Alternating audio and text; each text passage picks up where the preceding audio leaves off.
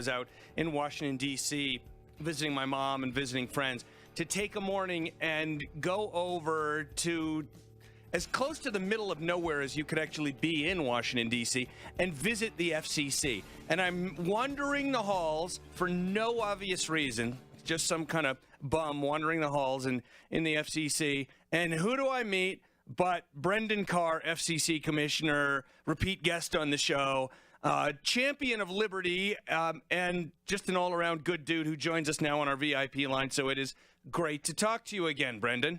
Thanks, Ross. It was great to see you that morning and great to join you again today. So let's jump right in with a key topic of conversation that the FCC is thinking about, but lots of other folks are thinking about too, and that is 5G. And why don't we start with a foundational question? What the heck is it?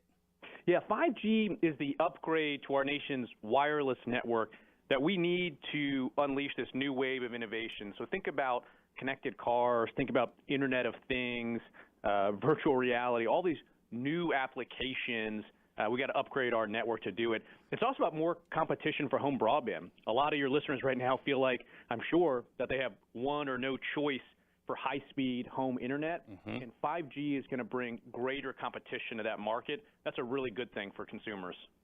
If 5G were to operate the way it is conceived of as operating in a, let's say a fairly major metropolitan area, in the areas where most people live in America, what would the speeds be like compared to an average DSL or cable internet speed?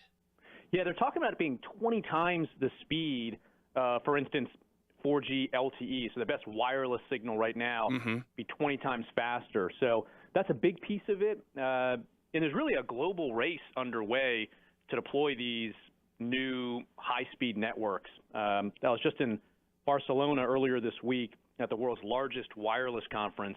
There's a lot of discussion about the U.S. now in sort of the pole position globally when it comes to deployment of these new networks. So you didn't answer my question, though. What would the speed comparison be between 5G and a typical wired solution for a house right now? I'm thinking in terms of 5G attempting to compete with the wired solutions. Oh, that's exactly right. 5G is going to enable fiber-like wired speeds delivered wirelessly. So you get the same type of speed, the same quality, but you don't have the cost of having to run a physical landline, that expensive last mile. So that's why we're excited about it, is, real competition wirelessly to cable-like services. One of the issues that has come up in the mainstream press, as well as more. So I read a lot of stuff related kind of the intelligence world and national security kind of stuff. And it's odd to see, a network technology come up as such a major discussion as 5G has. What are the national security implications of 5G? And what are these conversations really about in that realm? Yeah, one reason you see national security issues arise with the discussion of 5G is that it's no longer just about voice telephone calls or even basic internet access services, checking your email. 5G, particularly with the Internet of Things, is going to be a network that is going to bring thousands of more devices online, and we're going to be using it to carry far more data and more sensitive data, banking information, et cetera, in ways we never have before. So it introduces a new interest to make sure that these networks are secure. So I guess that explains a lot of the fear of China getting involved in our 5G, with the suspicion or probability that they might use their technology in ways not designed for the best interests of the United States? Yeah, and we have an active proceeding here at the Federal Communications Commission where we're looking at exactly that question. Are there security threats that are going to be presented from certain equipment being deployed as part of these 5G networks? We're working actively with the intelligence community on those issues. We haven't made a final decision here at the FCC, but we're looking closely at these concerns. It's funny. I was looking on Craigslist for a new laptop, because the laptop I use here at the station is getting a little old. And there was one that was new in a box, and the and the specs looked pretty good, and even the online reviews looked pretty good, like this laptop works pretty well, and it's made by Huawei. And I just said to myself, and I don't mean in a anti-China kind of way, but just in a personal security kind of way, like, I don't know that I can trust that. And I just, if it had been the same product at the same price by any other company, I probably would have bought it. Is that paranoid? There's a lot of people that feel that way, and I think... Be honest, though. Is that paranoid? Well, there's some of these issues that we're still looking at. But I think more broadly, this question of this transition to 5G in China, you're exactly right. And here's the reason for that. The U.S. won this global race to deploy 4G, which is a current generation wireless service. And the U.S. winning that race unleashed billions of dollars of economic benefits for U.S.-based companies. China saw that. And China sees this transition to 5G as their chance to flip the script. They want to be the world's most dominant tech player into the next decade. So they're pushing hard to deploy the network infrastructure and other technologies needed for 5G.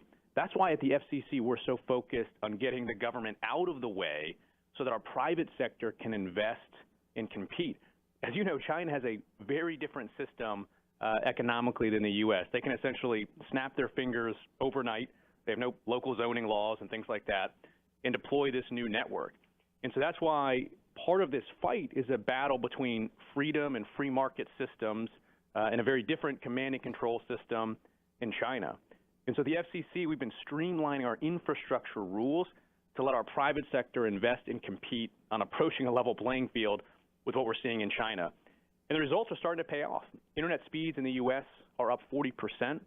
We're seeing more fiber broadband being deployed last year than any other point in history. So we have more work to do, but those are really the stakes here. It's the U.S. system versus the Chinese system. Interesting. Okay, so one of the things, and I think you've addressed this already, but I want to dig into it just a little bit. And I'm going to use an analogy. I don't know if you know, Brendan, but I was the founder and remain president to the Bad Analogy Club. And for those of you just joining us, my special guest is FCC Commissioner Brendan Carr.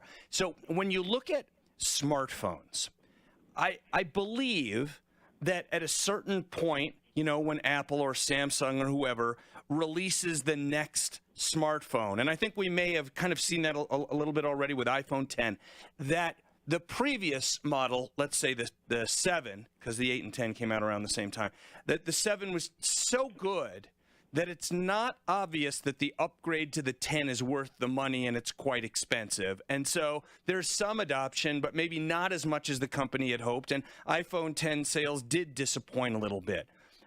At what point do you think we will be at a place where the next upgrade to the next G, 4G, 5G, 6G, XG, will just not be a big enough gain in terms of what it allows humans to do to be worth the money? And is it possible that 5G is that or not?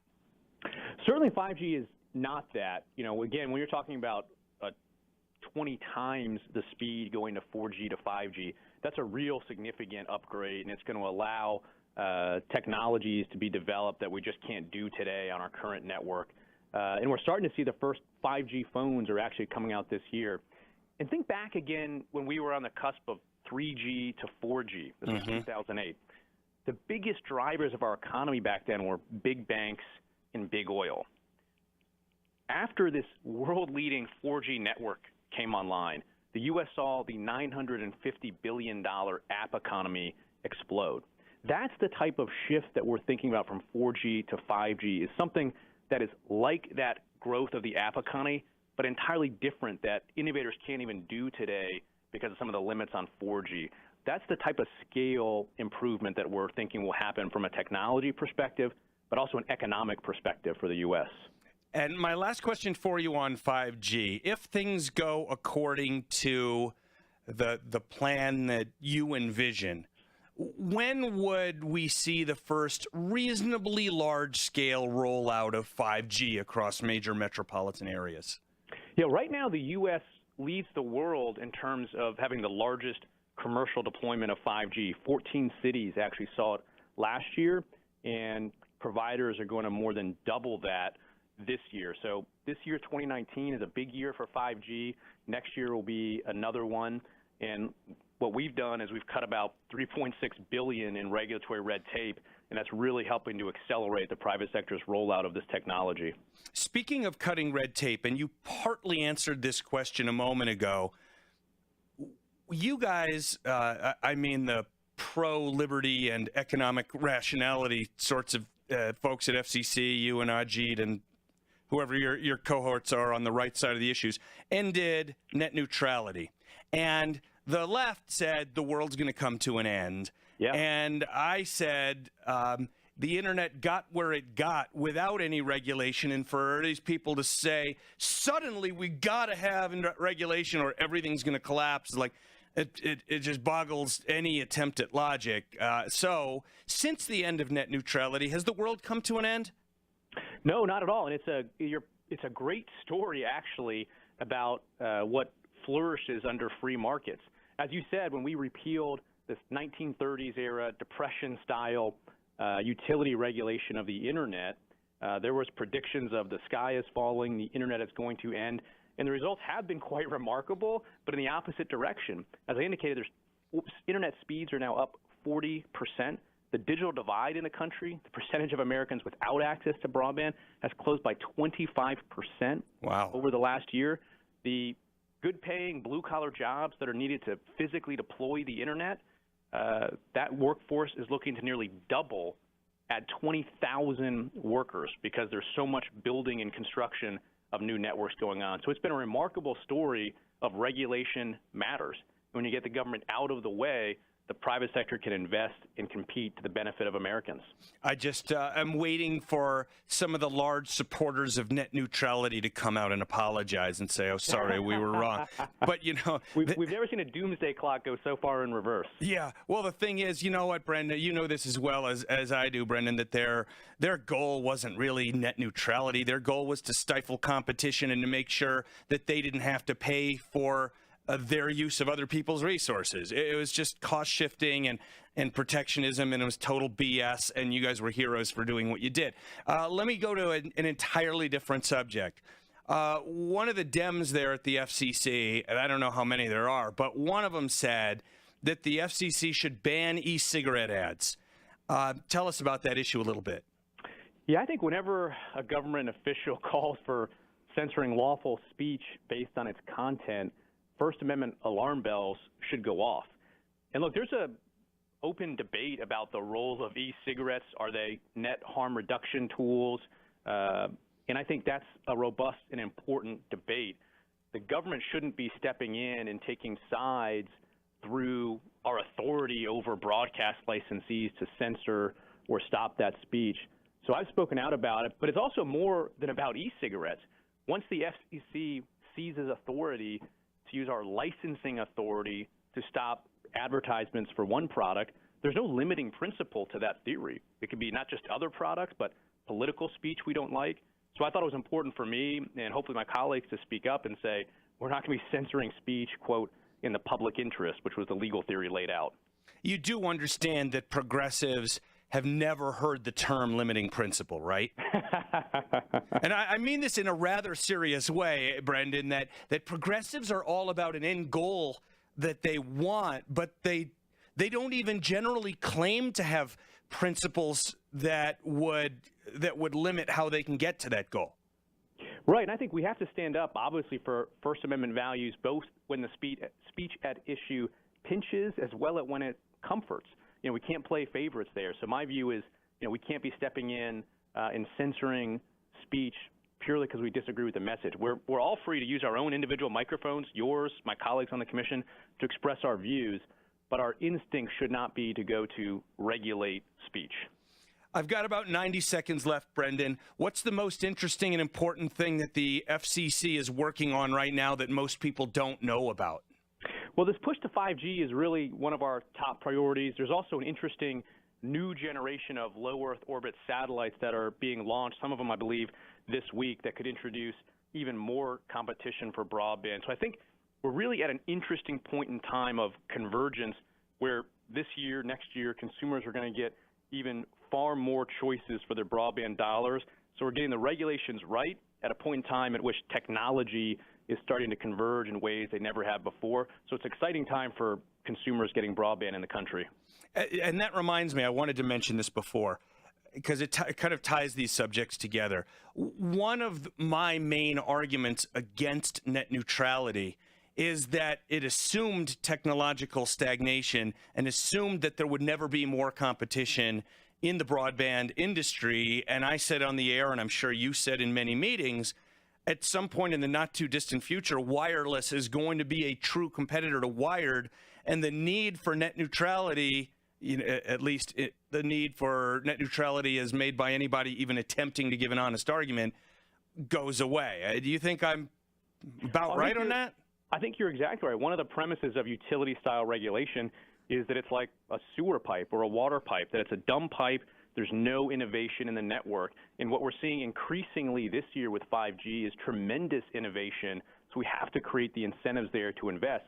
And on that point, there is one theory that's starting to be floated in some corners. Newt Gingrich is a chief advocate for it, that in this race to 5G, the federal government should nationalize the 5G network, and that's how we're going to leapfrog our competitors globally, including China. And that's absolutely the wrong approach. Again, the U.S. won this race to 4G by getting the government out of the way. And right now we are in pole position in the race to 5G because we are getting the government out of the way. So I think it's important that we reject calls to nationalize the wireless network. Yeah, all I know is that FedEx and UPS are really glad that the federal government has nationalized postage, because that's why they have an opportunity, because the federal government is not known for running things that should be in the private sector very well. Got to leave it there. Brendan Carr, FCC Commissioner. Everyone follow him at Brendan Carr FCC on Twitter. Thanks for being with us as always, Brendan. I appreciate it. Thanks much. All right. We'll be right back with charging stations.